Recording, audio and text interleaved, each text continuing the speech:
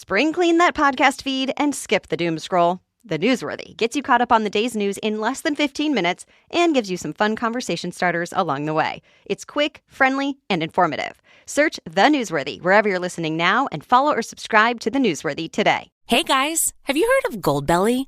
It's this amazing site where they ship the most iconic, famous foods from restaurants across the country. Anywhere, nationwide. I've never found a more perfect gift than food. Goldbelly ships Chicago deep dish pizza, New York bagels, Maine lobster rolls, and even Ina Garden's famous cakes. So, if you're looking for a gift for the food lover in your life, head to goldbelly.com and get 20% off your first order with promo code GIFT. That's goldbelly.com, promo code GIFT. Hi there, and thank you for joining us on the Overcomers Overcoming podcast. We feature those who are in the process of overcoming or have overcome any type of life encounter, life obstacle that at the time seemed to be almost insurmountable.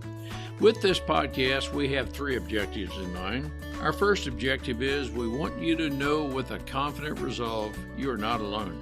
We want to work with you. We want you to know there are others who are working with you, who want to help you through whatever you are encountering, and together we will get through whatever you're experiencing. Our second objective is there are multiple options for any life encounter you are facing. We want to help you develop a resolve that there are various options and solutions to any life dilemma. Our third objective is to help you with critical thinking skills. If you're encountering something that was possibly a decision you made sometime in the past, and if you had the opportunity for a life redo, you would make a different decision. We want to help you with those critical thinking skills that can help you make an informed decision and not encounter what you're going through at the moment. We are the Cooper Culture, a veteran-owned business. We work with business personnel and families to develop and sustain connected relationship cultures within their families and organizations. That type of organization is one where people feel wanted, appreciated, and genuinely a part of that organization. I'm with my wife and business partner, Marty, who has helped me facilitate this podcast. Today we feature Ray Martin for a second episode where he discusses with us a continuation of what was originally planned as 6-month sabbatical following his termination from corporate employment, where he discovered who he was and took a real deep introspective look into his life, where he developed 6 principles of life that he calls the 6 rules for happiness. And he discusses each of those 6 rules, which he has learned to adapt in his life, and he is now coaching others to help others through a pivot or whatever turmoil they may be encountering in life. Marty, what are some takeaways we can gain from Ray? Ray has it all together, so to speak. And I love his 6 principles because it makes you stop and think about yourself and reflect on where you are, where you want to go, and what you do to get to that point.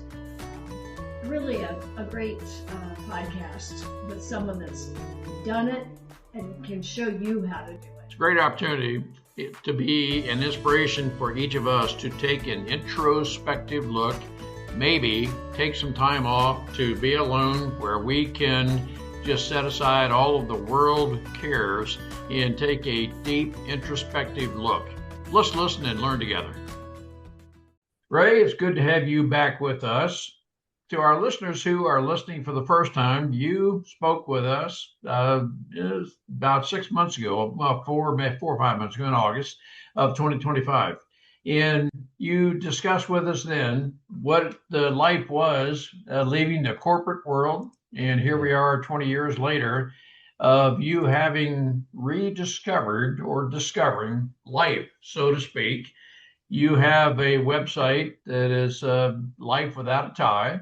I do. It's describing you outside the corporate world, and very briefly, you went on what you were thinking might be about a 6 month or so sabbatical, which turned out to be, from my perception, kind of a life defining time away from.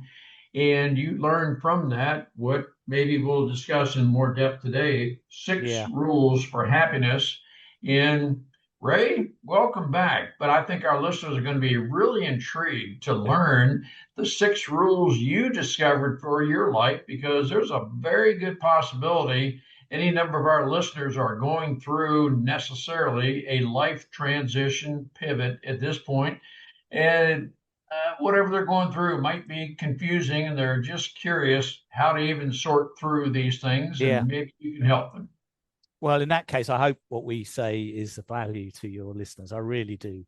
I mean, just as a footnote, when I came to, I met so many people when I took this extended sabbatical. I never thought for a minute it was going to last 14 years. It was supposed to be 6 months. It just carried on and on. I was learning so much and discovering so many things that I could do where in the places I was, which will really contribute to the local communities that I just extended and extended. But when I came to write the story, because so many people stopped me in my tracks on the journey and said, if you ever write a book about this, please let us know. We'd love to read the details of it. I came to write the book, and my editors, and thank God they said this, my editors said to me, the manuscript is great, the story is clear, but could you make an additional chapter to let the reader of the book know what was the wisdom that you gained from that 14 years? And at first, when they asked me that, I kind of was in stunned silence. I thought, oh my gosh, how am I going to tease out for myself what I learned over 14 years? What is the wisdom, But I sat with it for quite a few weeks and eventually came up with these 6 principles. I call them rules, but they're really principles that I realized looking back had really served me during my journey, but had also served me as a corporate leader. So the wisdom I'm sort of distilling here is from my entire life. It's not necessarily from the journey, but it was the journey that prompted me to put them together. So shall I start by saying what the first of the 6 is? Please do, Ray. I think that'll be good. Okay. So the first rule, I call it build yourself a strong core foundation of self-awareness. It strikes me these days that to be really happy and live an extraordinary life requires a personal commitment to self-awareness. And without that, it's very, very hard to live happily. And what that means is taking time to reflect on everything that's happening to you, good or bad, and sort of doing some wise and deep reflections and saying, what am I doing in my life that's really working well? Where could I do more of that? And what am I doing in my life where the results aren't so great? And how can I improve that part of my life? Whether it's my relationships, whether it's my colleagues, whether it's things I'm making or building. So I think the first rule is the foundation rule, building a strong core of self-awareness. For me, that's helped my work as a coach, immensely, just having my own journey of self-awareness and understanding like things like within the dashboard of self-awareness, there are things like, what are my values? What's most important to me every day when I wake up that I have to experience? What is my vision for my life? What's the picture of where I'm headed? And am I on course? Am I off track? How am I getting there? What is the purpose that I have for doing what I do? What's my intention behind all of this? What are the beliefs that I'm holding in my thinking that are really empowering me, that really support me to do well? And what are the beliefs that I'm holding in my thinking that really limit me and prevent me from taking risks, from stepping outside my comfort zone, and from growing and expanding and stepping into stretch? And then the last couple of things on the dashboard are things like, what are my driving forces that are in my subconscious? Like, for example, all of us have forces that are driving us: the need for belonging, the need for variety, the need for security, the need for recognition, the need to give service. They're all essential human needs. We all have them, and they all go up and down at different times. And then the last one is, where am I in my element? I don't know if you remember Sir Ken Robinson, the lovely Englishman who died a couple of years ago. He used to talk about when you've got things you're naturally good at your skills, and things that you really care a lot about in the world, your passions, when these two things collide, you're working in your element. You're doing stuff that you love and stuff that you're really good at. So that puts us already in a completely different state inside ourselves. And you too, I don't know if you can think of things you do which puts you in your element. You know, you lose all track of time. You're totally absorbed by it. It gives you loads of energy. You could do it all day long. You'd be very happy. Like for me, listening to music is one of those. Ray, let me ask you, it seems, and Marty and I use the term frequently, fulfillment. It seems you are defining what totally fulfills you in life through this process of determining who you are, what your values are, and so forth. Am I categorizing it correctly? Yeah, but it's one of 6 things that I think to be aware of. But the start point has to be self-awareness, because if you're not committed to self-awareness, if you're not willing to take a deep look when things don't work out, you're going to be having a difficult time to steer through life in a good way, I think. No, and I certainly agree with you. We agree with you on that. How long did it take you to develop this self-awareness? Was this just a few hours, or would you say it was several weeks? Years. Oh, years. I was encouraged to do this when I was in my early 20s, because I was working around some people that were very self-aware, and they gave me all sorts of practices and things I could do to develop mine. And then in my 30s, I sort of lost track of that in a way. I became much more oriented towards things going on in the outside world and running a business and being profitable and things like that. And I sort of lost my sense of being very self-aware for a while. My life imploded a little bit, as you know from our last interview. And then I got back on track and did a Vipassana meditation retreat in Thailand, 10 days of mindfulness and meditation. And then by talking to the monks and understanding what they were doing within their internal worlds, it started to reignite my interest and passion for self-awareness. And now it's a big part of my life. So at least the last 20 years.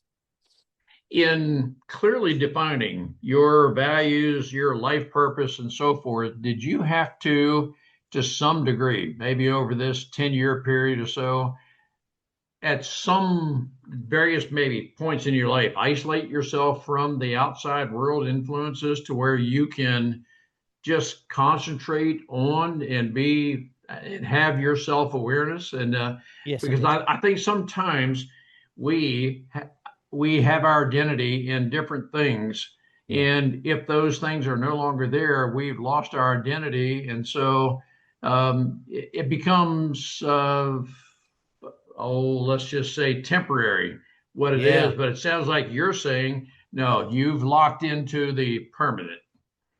Well, it comes and goes, to be really honest with your listeners. I have days where I forget I'm self-aware and go back into my autopilot mode and carry on like that. Some bad days, they come. But in the main, I'm always trying to return back to that sort of island within myself, as Thich Nhat Hanh calls it. Your island of serenity within yourself, your home, your place of innate well-being. That's the place we're all trying to get back to, generally speaking. And I found I did Vipassana retreats. I did 3 of those. That took me into an isolation place. I did several workshops with a small group of people that had the same learning intentions that I did. So that was a kind of isolation. And I often found myself just going trekking through hills in nature. I walked the Camino one year, which took me 6 weeks, but that long meditative walk was a kind of isolation. Even though there were hundreds of people walking the Camino at the same time as me, I paid no attention to those people. I just did my own thing. Now, I want to make sure that our listeners don't misunderstand me when I say isolation. What I mean by that more so, yes, when you're walking the Camino and other places, you are in an area where you feel you can set aside any distractions. In other words, you can concentrate on, you can listen to, and I'm quite honestly meaning there may be some voices, so to speak, that you feel the intuition that when you're alone with nature, so to speak, that you are able to have a better sense of who you are, what you're about, your why. And again, I use the term fulfilling. I don't want to suppose that's what I'm describing you, Ray, but I think some listeners are saying, yeah, I think that's what I need, but I can't even put in words what I need to do to achieve the self-awareness you have achieved. Well, I don't think that's the thing about our egos, is that we think of it in terms of achievement.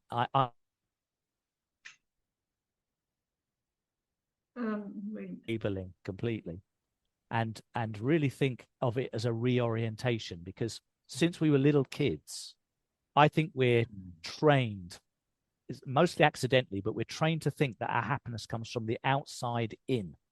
In other words, if we get a car, we'll be happy. If we get a new house, we'll be happy. Or if we get a better partner or a promotion or something, we'll be happy.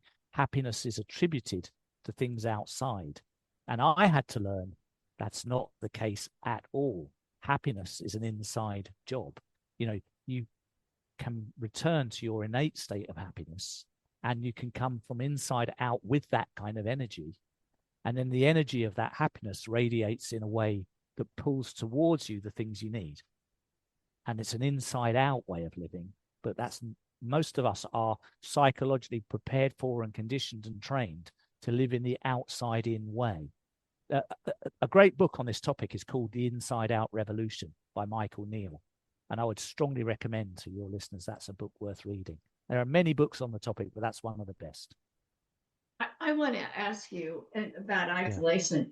Yeah. Some people may say, I can't get away. Or they feel guilty for saying to the family, or I just need to get away. I need alone time. I need to get understand myself, or get my self-awareness in track. Yeah. So what would you say to them? Well, I sympathize for a start. If they're in a situation or a relationship where that feels almost impossible, that's a tough place to be. I would say the only way I could imagine that being possible would be to, try and have a heart-to-heart conversation with the people that would have to provide their blessing and support for that to be possible. And it might take a round of conversations. It might take some shared reading, or it might take some, listening to someone like Carolyn Mace or other teachers together in order to actually then be able to have that conversation again. It might take several months to make the shift in thinking, but just to try and collaborate with their partner over a period of time in order to create new thinking, because I feel for that person. It would be really tough to feel it's impossible. Yeah. But I think one of the messages you're portraying, Ray, is that for the listener who needs to build that solid foundation, don't even hope that it's going to occur within a couple of hours or so. Be prepared over whatever time period it takes to fully assimilate everything that provides the total awareness of exactly who you are. Yeah, it's very similar to diet. It's like a lifestyle choice. It's like your mental diet, not your actual food diet. But I think it's a commitment to a lifestyle of reflection, of self-awareness and reflection. That's what we're talking about. If you're committed to that and you live that way and you bring it into your reflections each week, then I think you're going to be fine. But it is a commitment, probably till you die, probably. I think it is for me, at least. Great. I still say to my partner, I'm reflecting on the week. We've had a couple of tough conversations this week. Is there anything I can do to improve how I'm showing up for you as a partner? Something like that. I'm still not ever thinking for a moment that I've figured everything out or I'm doing everything perfectly. Well, I think that's such a great attitude. Marty and I talk about it all the time. We are believers that every person, every process can always improve. And it's a matter of assessing where we are, where we want to be, that we're hoping that every day I'm better than I was yesterday. Correct. Yeah, exactly. That's when Ron lets me have my wheels and I go someplace. Brilliant. Yeah. Ray, your second aspect is fully own everything that happens. It seems embedded in that is be responsible and accountable for. Exactly. I mean, there's no place for blame. excuses and all of those kinds of things. There is a place for that if you want to not have such a great life, of course. But, you know, I can only give examples for myself. You know, when I got divorced and I lost my business and stuff like that. Clearly, I could have taken the choice in that moment to say it was all the other person's fault. I was, you know, did nothing wrong. It was all down to them. And I could have told that story for years and been sort of in a place of being righteous about it. I could see that was be the worst choice I could have made, because it happened and I was a co-author of those events. You know, whether I liked it or not, whether I knew it or not, I had co-authored the circumstances that gave rise to those outcomes. So my questions were, what did I do that caused this? What do I need to learn from this? What decisions and choices was I making that led to the downfall of this life, you know? And how do I go forward in a different way? With what kind of new thinking do I need to make sure I live a better life than the one that I've just came from? I want to take a very brief moment to tell you about myself, the Cooper Culture, a certified veteran-owned small business. I am a retired lieutenant colonel serving the Air Force for 22 years as an F-4 pilot, commander. I have 300 combat missions. I specialize in executive leadership training, team building, and workplace culture, where we help businesses to develop a culture of loyalty, trust, and by developing personality traits and personal strengths, we can help identify those traits that support the company's objectives. We do this through half-day and all-day training shops. I'm also a public speaker where I welcome the opportunity to speak with your group to help you develop your team to the point where people are loyal and they know exactly how they fit in the organization and contribute to your strategic objectives. Through that, you will have a very profitable company and a psychologically safe space where people know they can freely discuss everything about the company themselves, and we are always working together to progress. Contact me at ron@thecooperculture.com. Our website is thecooperculture.com. Look forward to the opportunity to speak with your group, work with your group, to take your group to the next level to where we soar together. Let's work together. Ray, from my perspective, this could be a big hurdle for some people that some people think I am where I am, and maybe factually correct, but they think, well, you're to blame, not me. And well, if we have that attitude, it's very possible I brought about something to cause this. Can I assess what maybe brought us here? Maybe I did have some part in this, but you always do. It's not even maybe. You always have a part. Always. There you go. It's 100%. Yeah. There's no exception. Because when someone says to me, oh, I'm sorry I'm late, but the train that I caught was delayed for 3/4 of an hour. It's not my fault. I say, no, it is, because if you'd allowed for that possibility before you booked your ticket, you would have taken a train that left 2 hours earlier and had lots of time to spare. So you're right on, Ray. That's another topic that so it's always a choice. It's always a choice. There is a choice part which we're 100% responsible for, what we choose. Yep. And the 100% responsibility is I have built in a margin of error, and being there 2 hours early is better than 1 minute late. Correct. And that's how I've been living, and it works for me, and it's fine. I get to sleep soundly at night because of it, you know? Yes. Wow. That is very well said.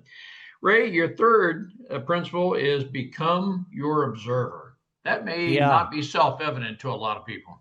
No, this is something I experienced directly when I went into the monastery for a 10-day meditation retreat with the monks. Because as I was sitting all day long meditating, I noticed my mind, very agitated. I noticed all the time different thoughts coming and going. I noticed my physical discomfort. And I really started the practice of noticing what was going on with me. I think, as far as I'm aware, human beings is the only species alive on the planet that has this third person position capability, where, if I I'm in my car and someone cuts across me in the traffic, I can do two things. One is I can be in autopilot and go, "What are you doing, you idiot?"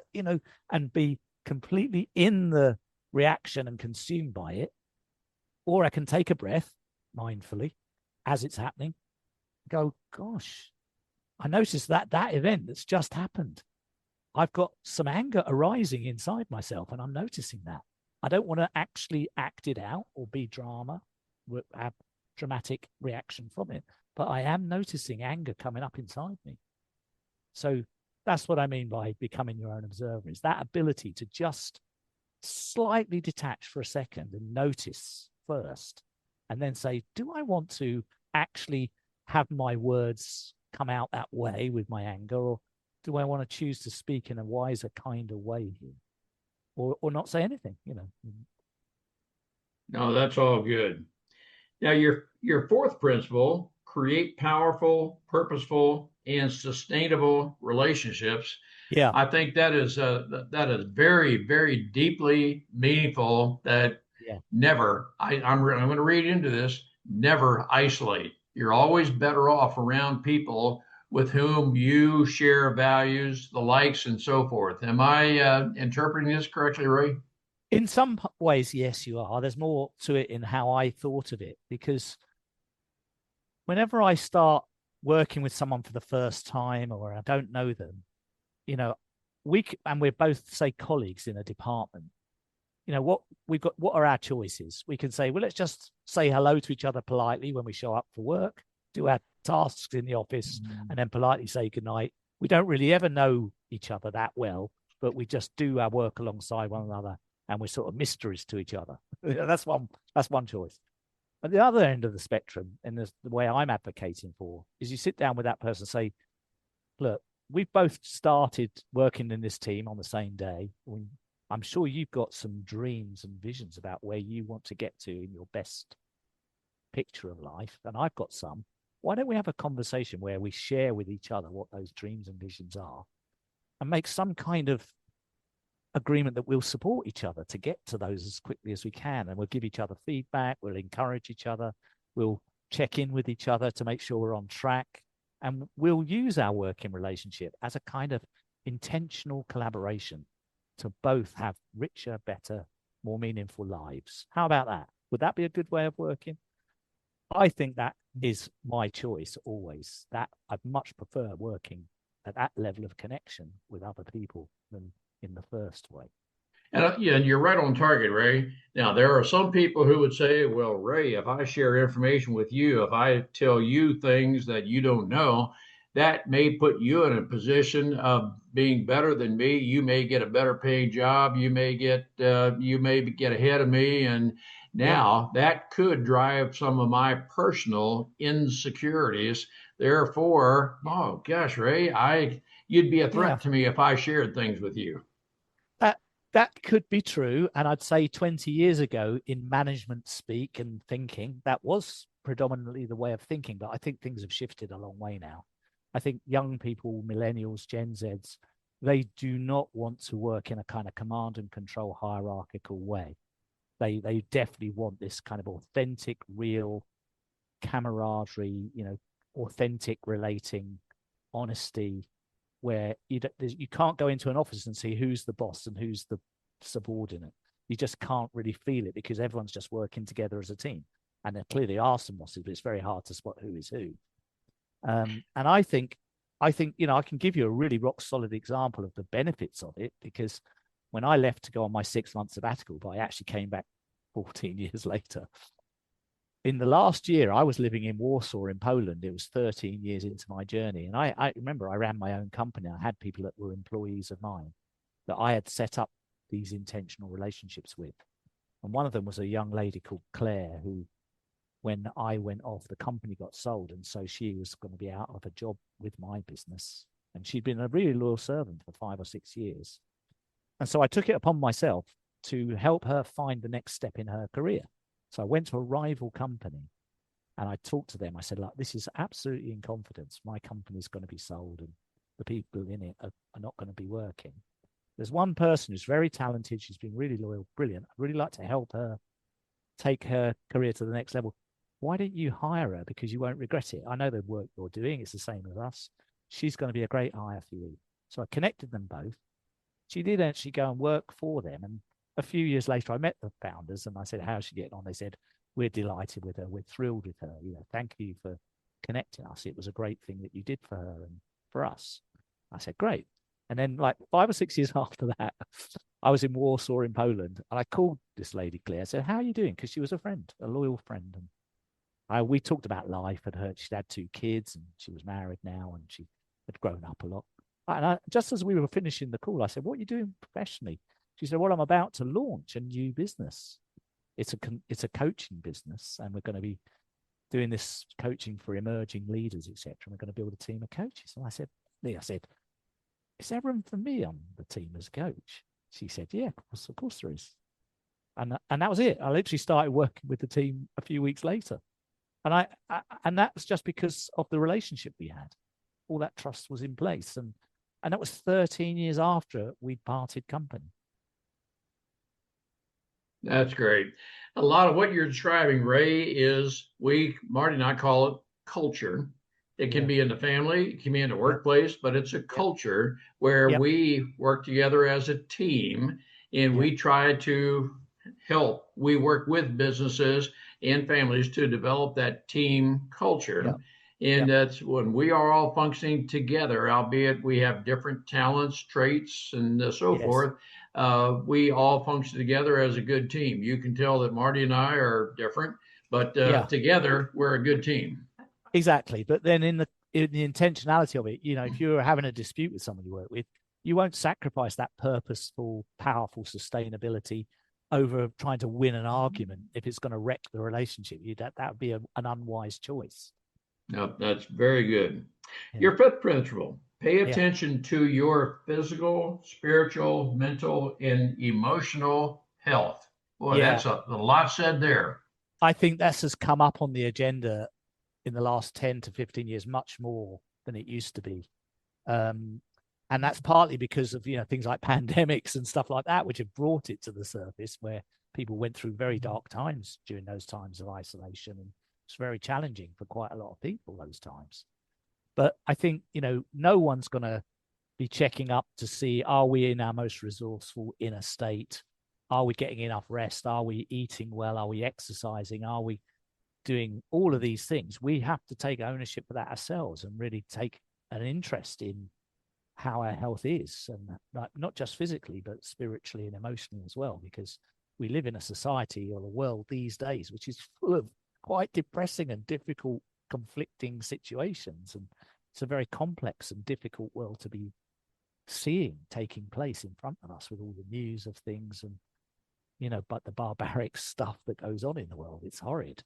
And so we fully agree with that. And it is my life experience, Ray, sometimes our spiritual, mental, physical, emotional health, others will observe more accurately than we will assess ourselves. Do you agree with that? I do. And that comes out when you've got those powerful, sustainable relationships. People love you and they're looking out for you, and they are letting you know if they see that you're down or you're not right. And that's great. If you've got that kind of support and love around you, then you're in a really good position to take care of that health. Without that, if you're just on your own, it's going to be tough. I totally agree. And that is one of the greatest benefits of having the right people who share your values, your insights, and so forth in your closest inner circle. Correct. And when you are in that position, I think you're going to be in a very good mental, physical, spiritual health condition. You are. And there are scientific data studies done that people that live in countries like Sardinia and some of these Mediterranean countries who live to ripe old ages and are really healthy, they've discovered it's nothing to do with what they eat or what their patterns of sleep are. It's to do with the number of relationship connections they have in their life. That's the determining factor. And your 6th and final point of the total of 6 is empower and support others. Yeah, this is. I think you have to be very confident in yourself to be able to do that. This is a slightly different one to the first 5. The first 5 rules for happiness are really, how do you maintain your own happiness? But I would say, from my experience directly, what my life has shown me, that by helping others move to this way of understanding life, and by supporting and helping others to live this way, I fully and deeply integrate it into my own life, because to help and direct and show people the way is already making it deeper and a stronger foundation for yourself as well. So the rule number 6 is critical if you want to deeply integrate it as a normal, habitable function in yourself rather than just a one-off. Wow.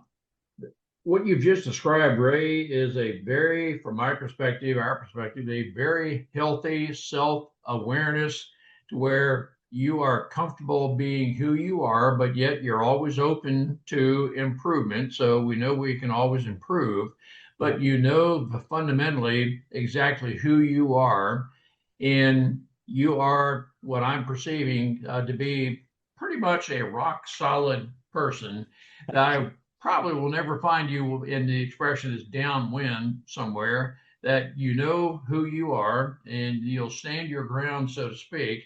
Not that you'll shut someone else out, but you've learned exactly who you are, and you can help others. You can and you do help others define who they are, so we can be appropriately self-aware. That's a term I use. Ray, you may use different terms, but that's how I am interpreting what you're saying. I love it. I love your phrase. It's exactly right. Yeah, I hope I do help others. I hope so. Well, Ray, do you coach people around the world, so to speak? Yes, I do. Of course, yeah. I do a mixture of in-person, I call it, and virtual. But some people, like, I'm in the UK and I've got a client right now in Dubai, so we can't meet in person. It's too expensive for an hour. So I do my sessions with them over Zoom like this. Okay. Yeah. And just so our listeners are aware, is there generally an approximate length of how long would a coaching session for each one last? And then how long would maybe a totality of coaching periods be? Yeah, I try and design every piece of work around the person, because that's the best way. So I don't have a fixed package that everyone has to have. Right. But like some people just want to check in one time only. That's fair enough. Other people say, over the next 6 to 12 months, I want to shift some things. So clearly one session on its own isn't going to do that. So we have to have a conversation like, well, what would be most helpful to you? Do you want to just talk once a month, or should we do once a month for a couple of months and then see how it's going, and then maybe make the spaces bigger or smaller? We'll co-design it together, basically. Great. So in your coaching, do you help a person define themselves by having them define who they are after you help them think through it? I guess what I'm asking, Ray, is the answer of awareness and so forth within the person, they just don't know how to achieve it type thing? Yeah, it's essentially holding a mirror up and saying, these are things for you to consider. These questions need your answers, so I'm not telling them the answer. And actually, in this instance, I put a lot of these self-reflection questions in the appendix in the book. So if anyone wants to use the questions there, they'll be very, very helpful. But I think it's a matter of, saying, look, consider what are some of the things that are important to you? What are your values? And having the person reflect on that and make a list of words that come up. Or I sometimes get a person, when I'm asking that question, I say, think of a time in your life which you would consider to be one of your peak moments, like a moment where you go, oh, I'll never forget that moment for the rest of my life. I was blissfully happy. It's etched in my memory. I'll never forget it. Like, achieving the climax of a big project that was really difficult or something, or getting a contract across the line or something like this. And I'll say to them, so why was that a peak moment? Oh, because we were working as a team. We were, feeling together. We had a sense of community. And I'm listening to this and I'm going, they've clearly got some values they're touching into around teamwork, community, collaboration. And so going into those peak moments can be a really great way of extracting from your own internal data what are your values. Because people say, I don't know what my values are. But the truth is, everyone does, but they've just never had to put it into words. But we've lived them, we've felt them in our bodies. And we know that because if you're micromanaged, let's say, and you hate working for a particular person because of the way they manage you, you know, if you've got a value of freedom or autonomy, that's being completely violated if you're micromanaged. You don't think of it in those terms, but that's what's actually happening. Ray, I think one of the very important things you're saying in coaching is you're not here to demand, direct somebody to do something. You're helping them to discover what is, in some cases, very deeply recessed within the inner parts. We just need to peel the onion back. I use that expression to clear away the distractors to help a person determine exactly who they are. And I think that's one of the great values of coaching. I love it. I think of it, the metaphor I like to use, because I did just a lot of travel, is if you go on a holiday and you go on a tour, your guide is helping you enjoy the experience the most by telling you little things you wouldn't otherwise know and stuff like this, you know, about where you're at. And I like to think that I can be a guide for someone's inner exploration. I'm not putting what's there is there already, but I'm standing in there with them, getting them to look at certain things that they might not otherwise turn towards and see. Well, Ray, let's bring this in for a landing with two questions then. Yeah. For the person who's definitely interested, first off, what is the name of your book? My book's called Life Without a Tie, and the website is lifewithoutatie.com. Great. And for the person who says, I would like to talk to Ray about coaching, how would that person contact you? Via the website, just go to there and message me. Great. And Ray, if anyone else is on LinkedIn as well, I'm a big participant on LinkedIn. They can reach me there too. Okay, great. Ray, you've had a great life sabbatical, which lasted far longer than what you ever thought it would. But oh my gosh, particularly meaningful. And you've done a transformation within your own life, but you're helping others to have a similar transformation. On behalf of our listeners, I want to thank you for what you have done, are doing to help others discover life as you have through your own life. And I think there are a lot of people who say, you know, I really need to go through what Ray has gone through to discover my purpose, my why, my meaning in life. And I think there are a lot of people who are right at that point in their life. Ray, on behalf of our listeners, I want to thank you for everything you are doing and continue to do. Thank you. But I also want to reflect back to you the same, because the fact that you two take your time to make these podcasts and put this information out into the world, clearly I can see your passion for supporting people to be more knowledgeable, more wise, and have access to this kind of thinking. So I think you two are doing the same as well. No, thank you, Ray. And I'll just add to that very briefly that, yes, Marty and I have each come through different things in our life, as many people have. And so we're not here to dwell on the past, but rather to benefit others based on what we have learned from our past to affect our present and our future. Clearly, that's exactly what you're doing, Ray, and we applaud you for that.